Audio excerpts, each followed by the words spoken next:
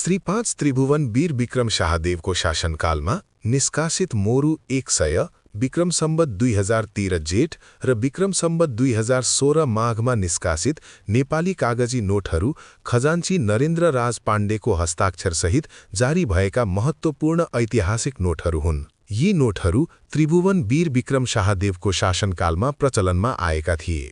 विक्रम सम्वत 2013 सालमा निष्कासित नोटहरू नेपालको कागजी मुद्राको विकासक्रममा विशेष महत्त्व राख्छन्।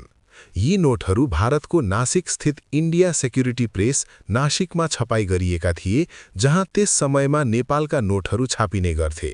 यी नोटहरूको निष्कासन सङ्ख्या करिब 4,50,000 थान रहेको मानिन्छ। नोटको अगाडिको भागमा दायाँपट्टि राजा त्रिभुवनको चित्र रहेको छ र वाटरमार्कका लागि खाली स्थान राखिएको छ।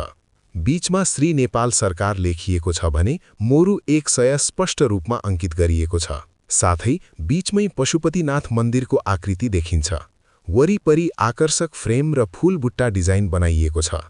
माथिल्लो भागमा कीर्तिमुख र तलतिर सजावटमा अप्सराको आकृति रहेको छ। सिरियल नम्बर दुवै तलपट्टि उल्लेख गरिएको छ। यसैगरी पछाडिको भागमा बीचमा जङ्गलको दृश्यसँगै एक सिङ्गे गैराको चित्र रहेको छ, जसको माथि नेपाल सरकार लेखिएको छ। बीचतिर ₹100 अंग्रेजीमा उल्लेख गरिएको छ। दायाँपट्टि वाटरमार्क राख्ने अण्डाकार स्थान रहेको छ। वरिपरि फूलबुट्टा तथा परम्परागत डिजाइनहरू सजाइएका छन् र कुना काप्चामा 100 अङ्क राखिएको छ।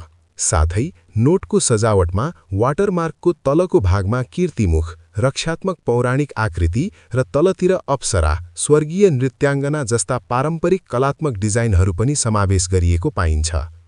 नरेन्द्र राज पाण्डेको हस्ताक्षर भएका यी नोटहरू आजका दिनमा निकै दुर्लभ मानिन्छन् र पुराना नोट सङ्कलन गर्नेहरूका लागि ऐतिहासिक तथा सङ्ग्रहणीय दृष्टिले अत्यन्त महत्त्वपूर्ण स्थान राख्छन्। यसमा प्रयोग भएका कीर्तिमुख र अप्सरा जस्ता डिजाइनहरूले नेपाली संस्कृति झल्काउँछन् भने गैडाको चित्रले नेपालको वन्यजन्तु पहिचानलाई स्पष्ट रूपमा देखाउँछ। यस्तै पुरानो पैसा सम्बन्धी जानकारीको लागि नेपाली पुरानो पैसा सङ्कलनलाई फलो गर्नुहोला।